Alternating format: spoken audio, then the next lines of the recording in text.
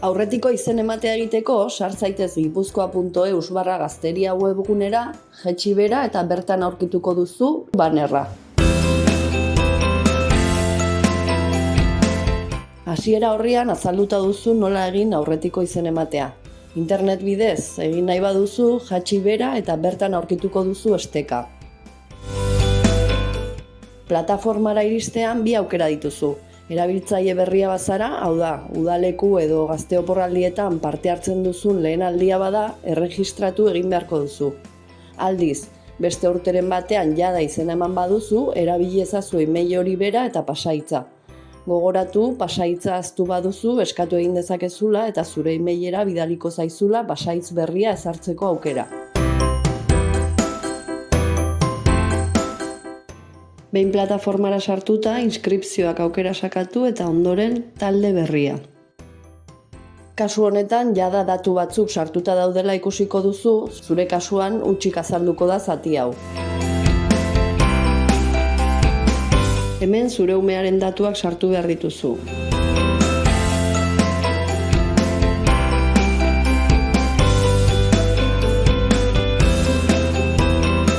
Agiria ez badu oraindik atal hau hutsik utzi ezazu.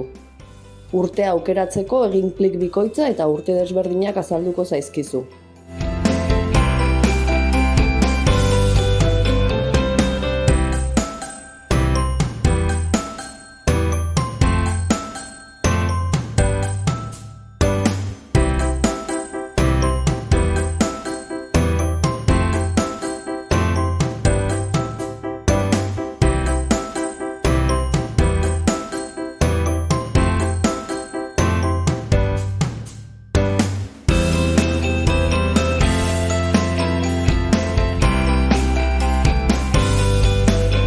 Bi edo hiru lagun elkarrekin badoaz, aita edo ama bakarrak beteko ditu denon datuak. Ume berriaren datuak gehitzeko sakatu berria aukera eta bete beste lagunen datuak.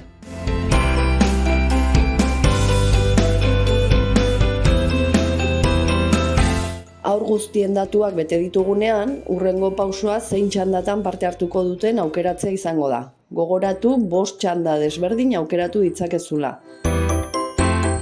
Zerrendan lehenengo jarri duzun aukera izango da lehenesten duzuna. Hau da, zuentzako aukera onena dena lehenengo postuan jarriko duzue, eta azken aukera 5. zenbakian joango da.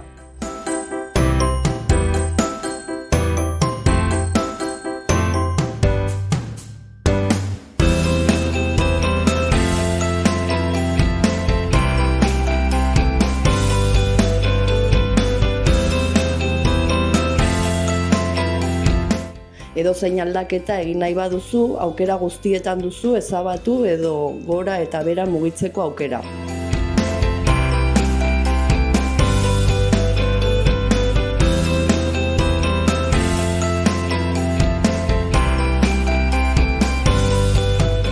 Behin datu guztiak beteta, eman izen ematea bukatu. Plataformak zure datuak kargatzeko egun bateko epea behar du, hau da. Datuak bete dituzunetik, hurrengo egunera arte ezingo dituzte udalekuetako profesionalek datu horiek kontsultatu.